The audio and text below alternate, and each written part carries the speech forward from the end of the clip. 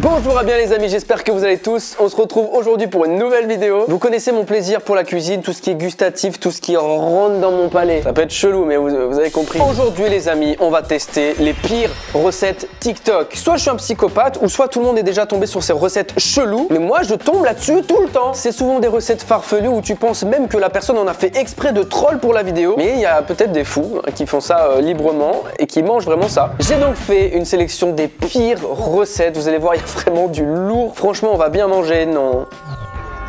Tenez bien votre estomac là. Oh bonjour Toutou, regardez, oh mi Toutou, regarde la caméra Toutou. Ma jugulaire. Donc écoutez les amis, sans plus tarder, c'est parti pour la première recette. Let's go. On va se faire des steaks hachés aux pâtes. Alors, je n'osais pas trop la faire, mais j'ai voulu quand même la tester. Alors, on va voir ce que ça donne. Là, je vais pas attendre que les steaks hachés cuisent dans l'eau. Bon, ça y est, ils sont assez cuits. Oh la vache, elle a fait cuire des cailloux. Les steaks, c'est devenu des cailloux. Vous avez compris quelle est la recette? On va tout simplement cuire des steaks, normalement cuits à la poêle, dorés avec un petit peu de beurre, etc. Mais bon, oh, c'est trop chiant de faire cuire là dans une poêle. Ça salit des poêles. Donc faisons cuire ça dans de l'eau, dans une casserole. Bienvenue en cuisine les amis, c'est ici qu'on va concocter nos meilleures recettes. Tout d'abord on se munit d'un steak haché aussi dur que ma bite. Première étape, mettre de l'eau à bouillir pour faire cuire notre steak. C'est normal de dire ça finalement. Pour que ça aille plus vite, je vais utiliser ce qu'on appelle une bouilloire. Allez hop, on met l'eau à chauffer. Si vous reproduisez cette recette à la maison, surtout une chose à ne pas oublier, il faut que votre eau ne soit pas à ébullition. Normalement, c'est ébullition, tu mets le truc, ça cuit, c'est bien. Là, tu mets quand l'eau est froide, limite. Waouh, chauffe, mais chauffe pas trop, hein. Pas besoin d'ébullition, comme je viens de dire. Donc, bouilloire, prends ton temps, quoi. Pas besoin de te mouiller, quoi. On s'allume la plaque, voilà, c'est ça qu'on veut. Et très très vite avant, on ouvre notre joli steak. Oh non, je vais vraiment devoir le mettre dedans là, ça me répugne.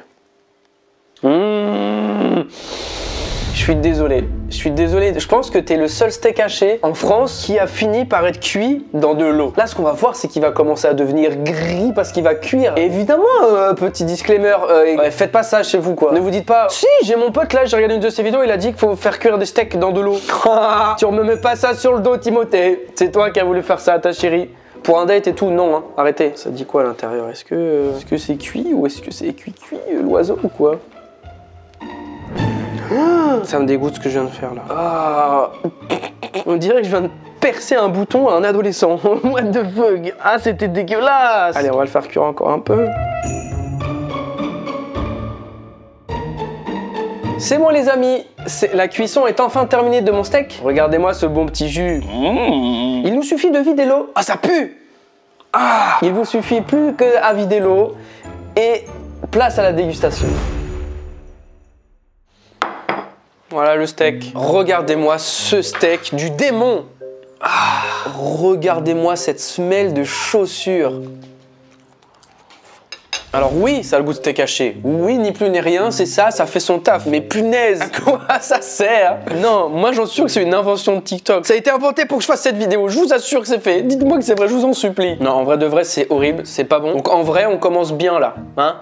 J'ai hâte de voir la suite là. Roti tawar, 4 pewarna makanan, parut keju mozzarella, makan keju satu persatu, like this, kita panggang, kita flip, kita potong.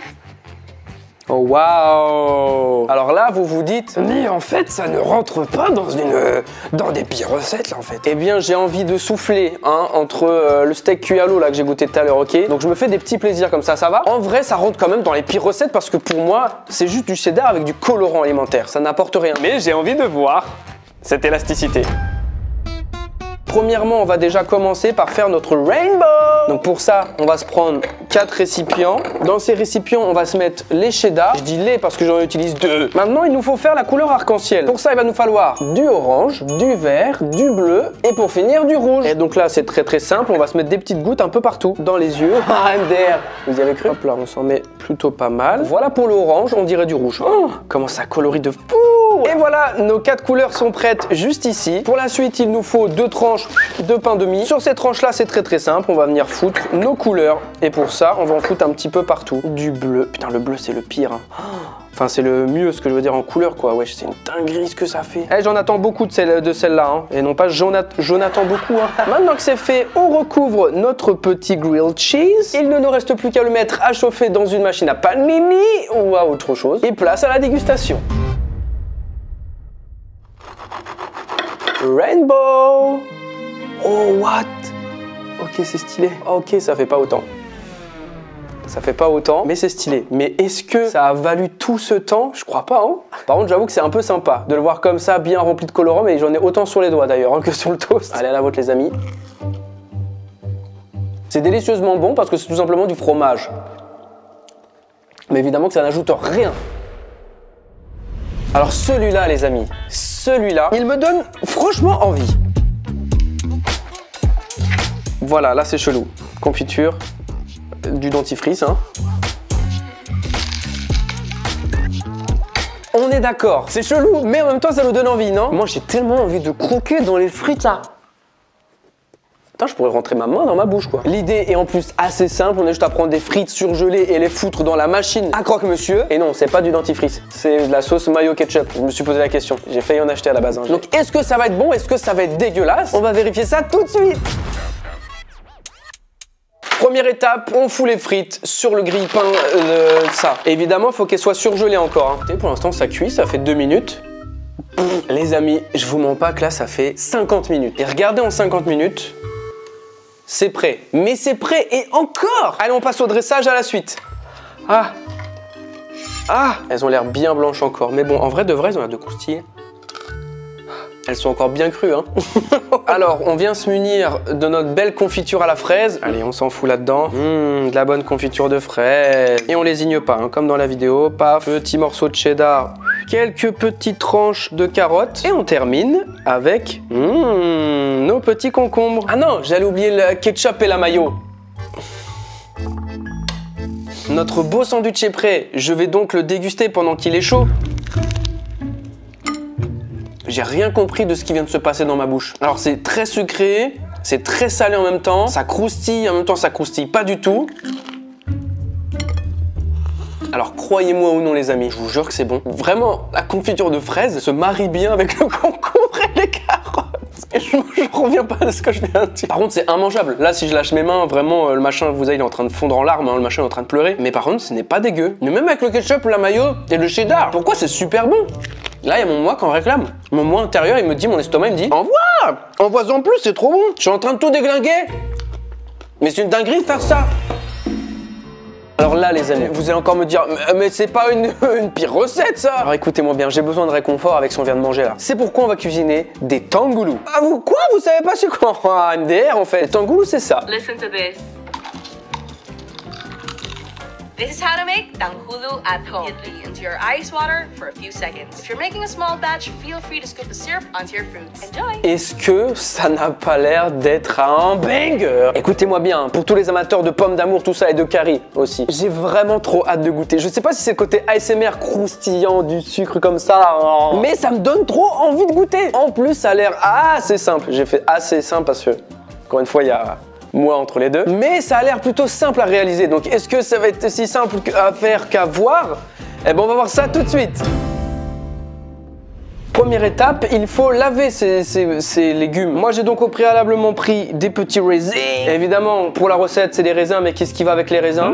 Des bonnes petites fraises. Déjà pourries, il y en a qui sont déjà pourries. Je les ai achetées hier. Je m'en fous partout, je m'en fous partout. Non, il faut absolument bien sécher les fruits parce que sinon ça ne va pas coller à votre caramel. Enfin votre. Nous, ce qu'on va faire après, caramel. C'est donc pourquoi je vais foutre 5000 couches de papier pour bien sécher. Et les pépins sans raisin, les raisins sans pépins, c'est la vie. On sèche bien tous nos petits fruits là. Prochaine étape, il faut faire nos petites brochettes.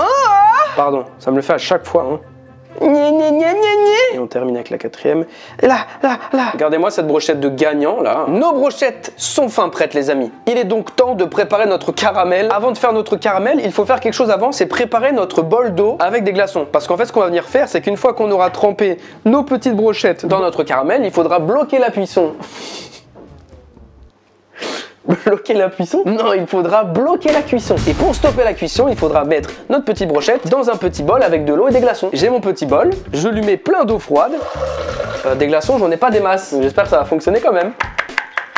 Franchement, ils disent rien de plus simple que de mettre du sucre, un peu d'eau, on attend que ça bulle et dès que ça devient un peu brun, on y va, ok? Moi, j'ai que des souvenirs de mes darons qui faisaient des caramels et qui les rataient à chaque fois. Allez, on se verse du sucre à foison.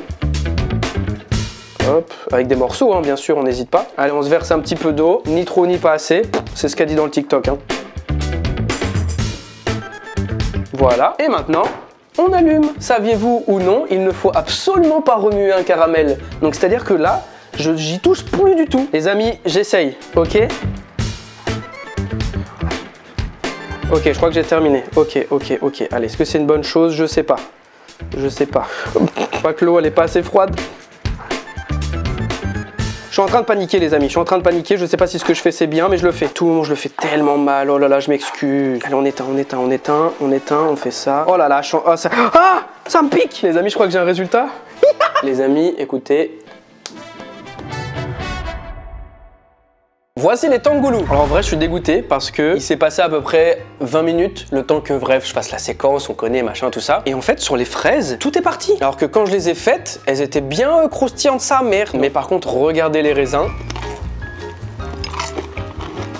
Oh, ce que c'est bon. C'est trop bon, sa mère. C'est pas hyper croustillant comparé au vrai, mais genre, je prends du plaisir de fou, là. Maman, que c'est bon. Tu appuies sur le sucre, il sortait. On passe maintenant, les amis, au raisin. Et en plus, je pense qu'il va être croustillant, ça va être agréable. Oh les dents. Et bah je suis déçu. Mais je pense juste qu'en fait j'ai tout raté. Genre c'est pas si croustillant que ça. Je pense que j'ai raté mon caramel et tout simplement mon pichet d'eau qui était rempli mais pas assez de glaçons. Mais genre vous voyez il est beau mais vous voyez de près qu'il est pas lucide. Non c'est pas ça. Il est pas translucide, c'est ça le truc. Mangez équilibré les amis, faites pas comme moi. Banane, jambon au four. C'est l'intitulé que je lui ai donné, c'est pas ça de base, mais on s'est compris. Voilà à quoi ressemble cette recette.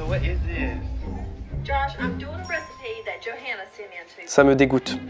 Oh la vache! C'est même pas du vrai jambon en plus. De la moutarde. Oh, une petite sauce hollandaise. Bah non, ça suffisait pas, le massacre comme ça là, non? Ah, regarde, elle appréhende.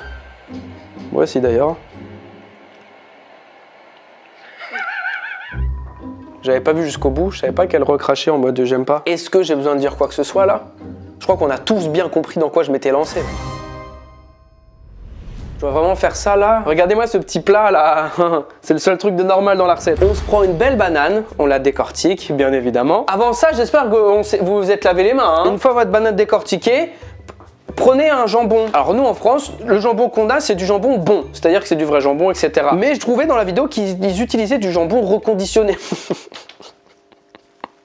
Franchement, on pourrait vraiment s'appeler comme ça. Du jambon reconditionné. Ah, ça me dégoûte en même temps que ça me fait rire. Du jambon reconstitué. Pour moi, ce qui est le plus proche du coup, c'est la mortadelle. Oh, mortadelle, c'est super bon. Assortiment alsacien, c'est pas du tout de mortadelle. Là. Allez, on se prend une petite tranche de jambon là. Allez, il faut tester la marchandise avant évidemment. C'est super bon, c'est vraiment super bon. Pour la prochaine étape, munissez-vous d'un petit pot de moutarde. Vous allez donc enduire votre tranche de jambon avec pour ensuite l'enrouler sur votre banane. Je parle pas de la queue là. Regardez, et ça c'est mon caca après le tournage ou quoi là? Et on lésigne pas sur la dose parce qu'on est là pour tester à fond. Voilà, vous prenez votre banane et vous faites ça là, comme ça. Et regardez-moi ça, le final. Hop, on est sur un petit sandwich juste ici. On vient ensuite le placer dans la marmite de le plat. Avant de mettre ma sauce à chauffer, je vais enfourner mon plat pendant 5 à 10 minutes, histoire que ce soit pire que ce que c'est déjà quoi. Allez, on enfourne. Pendant que mon jambon crame, se cuit, je vais préparer notre sauce hollandaise. Il faut la faire réduire, non, il faut la réchauffer 2 à 3 minutes à la casserole à feu doux. Pourquoi ça n'a pas d'odeur la sauce hollandaise? Au jus de citron, sans conservateur, ok. Nutri-Score D. Ah putain, je m'en fous. C'est à faire avec du pavé de saumon et asperges. Ah, parfait, on est dedans là, pile poil ce qu'il faut. Banane, jambon. À 2-3 lettres près. Un petit cri pour faire vachement plaisir. Voilà, on sent que la sauce elle commence à réduire. Oh, waouh. Gratin, je sais pas comment on peut l'appeler, est prêt en dessous là, je viens de voir. Ah. La sauce est chaude, c'est parfait, le timing est bon. Regardez-moi la gueule là. Qu'est-ce que... On se verse la bonne sauce dessus et notre recette sera prête à déguster. Avouez que ça donne envie. Visuellement, je vois quoi? Je vois une bonne sauce, je vois un petit jambon bien rôti sympatoche, ça sent super bon. Allez, on y va. Voilà ce que ça donne, les amis. Allez, à la vôtre.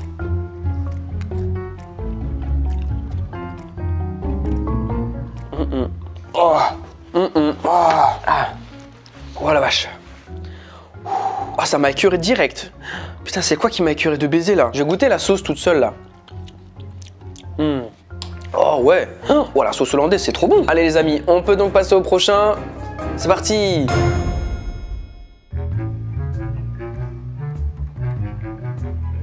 Pourquoi? Mais ça n'ajoute en rien là, le colorant. Pourquoi tu mets du colorant? Et pourquoi tu cuis à l'eau encore une fois? Donc elle nous fait une omelette et elle nous fout encore du colorant vert. Oh my god. Bah Shrek, tu t'es fait caca?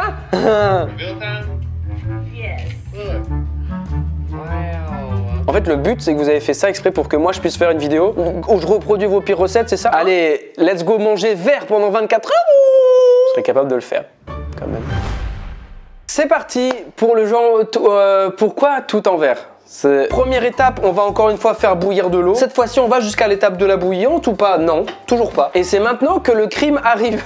On va venir prendre quelques tranches de jambon. On les fout dans la casserole. Oh, ça me dégoûte, ça me dégoûte. Oh la vache. Mais pour ajouter du goût, on va utiliser du colorant alimentaire vert. Oui, on dirait un goût de cigarette électronique. Mais t'inquiète, ce qui est bien avec le colorant alimentaire vert, c'est que ça va apporter du goût, non? Parce que c'est juste de la couleur. On en met beaucoup, voilà, comme dans la vidéo, on en met beaucoup, voilà. Qu'est-ce que c'est que ce massacre? Oh mon dieu. Prochaine étape, oh j'ai envie de me faire des petits œufs là. Allez, quoi, une petite omelette? Ça, genre, je t'en fais une. Petit œuf, voilà. Un seul suffira? Oh d'accord, pas de souci. Pouah. J'aurais aimé m'en faire deux, hein. Non, parce qu'il faut que je mange tout après, c'est chiant. Une fois qu'on a notre belle omelette, c'est fini, non? On va lui mettre un petit peu de colorant. Voilà. Oh putain. Oh la vache. Oh le molar de Shrek. Oh le jambon. Je vomis, j'ai envie de vomir. Oh le jambon, il a pris une couleur. What the fuck. Trop bon. Voilà, nos œufs sont prêts. Maintenant, il ne nous reste plus qu'à dresser et on se retrouve tout de suite pour la dégustation finale. Alors ça sent pas si mauvais. Regardez-moi cette dinguerie. Le jambon, il a gondolé, carrément il veut pas être là, il veut s'enfuir. Et regardez-moi cette couleur d'omelette. Alors bien évidemment, normalement, ça n'a pas de conséquences sur le goût, mais juste à quoi ça sert? Allez, à la vôtre les amis. Alors c'est pas dégueulasse, mais juste ça sert à rien et déployer autant de temps et de vaisselle pour un résultat qui est le même que si tu mettrais rien, ça m'exaspère. Allez, on se goûte la bonne omelette là et je vais me transformer en Hulk ou c'est comment, tu sais, un peu... Allez. Alors, c'est très bon parce que j'ai mis un petit peu d'huile à l'ail. Je peux vous dire que le goût omelette à l'ail un peu salé, c'est super bon. Mais par contre, mon cerveau me dit, t'es pas censé manger une omelette verte. Vous en avez marre... Pardon. Qu'entends-je? Vous en avez marre de faire cuire vos pizzas dans des fours? Ah, mais c'est vrai que c'est chiant. J'ai la solution pour vous. Regardez cette technique qui sera d'autant plus simple. Déjà, on en parle de la taille de sa main. Soit la pizza est minuscule, soit le gars, il a une main qui fait la taille de mon appartement, là. Regardez un petit peu.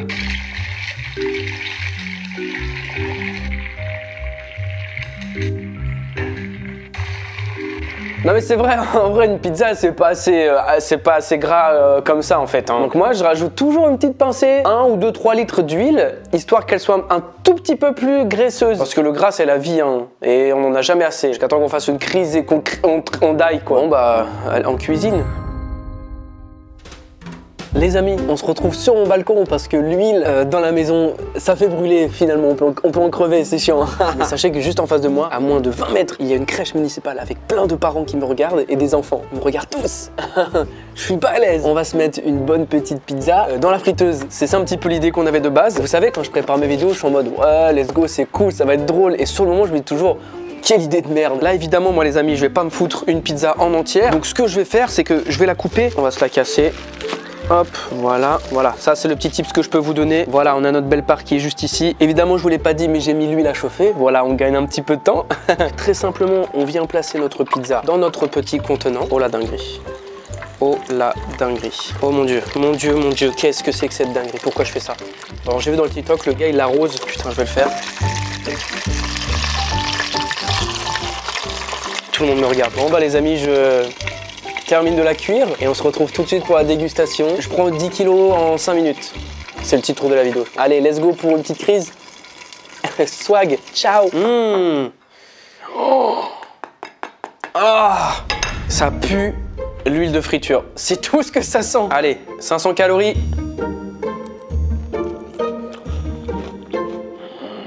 Ah, c'est pas dégueulasse. Mais alors, et là je viens de boire 3 gorgées de l'huile de friture.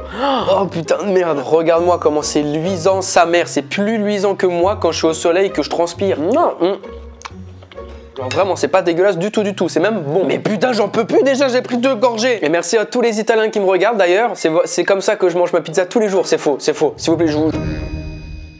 Les amis, c'est la fin de cette vidéo, j'espère qu'elle vous aura plu. Écoutez, moi mon ventre, il me dit plus jamais. Mais il y a le moi de là qui me dit, oh, et un épisode 2 en vrai. Si cette vidéo vous a plu les amis, n'hésitez pas à mettre un petit pouce bleu des familles, ça me ferait extrêmement plaisir. Mais surtout, abonnez-vous. Si cette vidéo vous a plu, si mes vidéos vous plaisent, etc., vous êtes habitués, mais vous n'êtes pas encore abonné, eh bien faites-le si ça vous dit, parce que moi ça me ferait extrêmement plaisir, yeah.